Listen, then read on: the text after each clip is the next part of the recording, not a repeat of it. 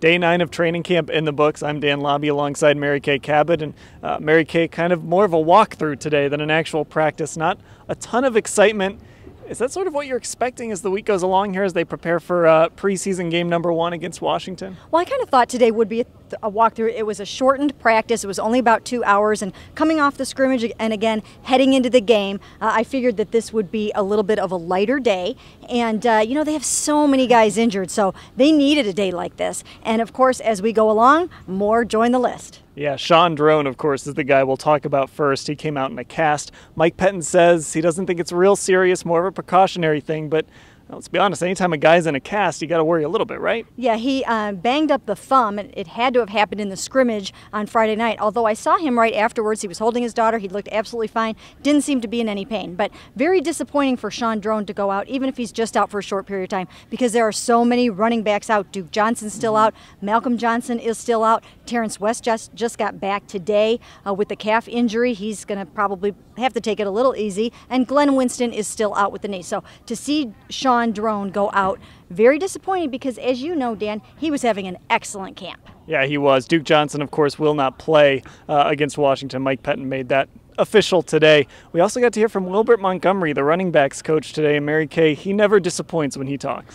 No, he really doesn't. He is a great quote, and you know, that held true to form today. He said a lot of interesting things, including that it really bothers him that no one is stepping up and saying, hey, I want to be the bell cow. I want to be the featured back.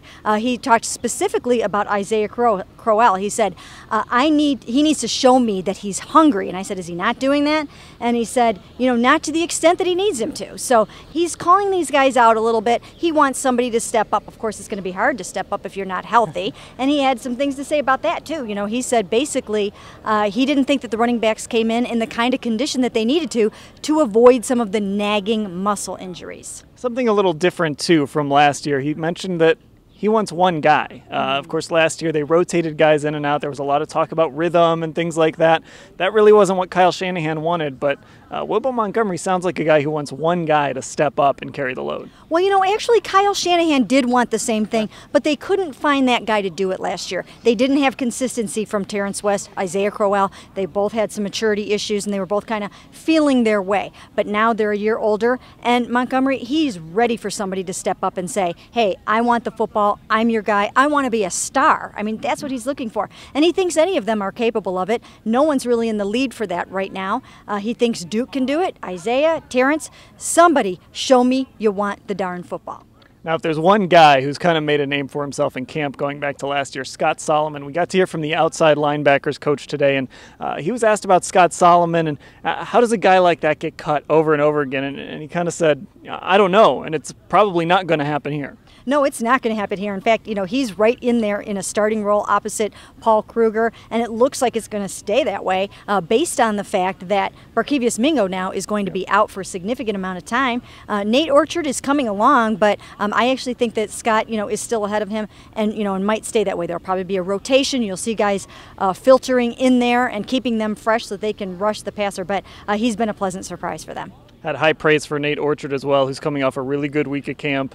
Really good performance in the scrimmage. So we got to hear from a couple of coaches today. Of course, Mike Pettine, we got to hear from him. Still not real sure what he's going to do yet in that preseason game. How do you think the reps are going to work out?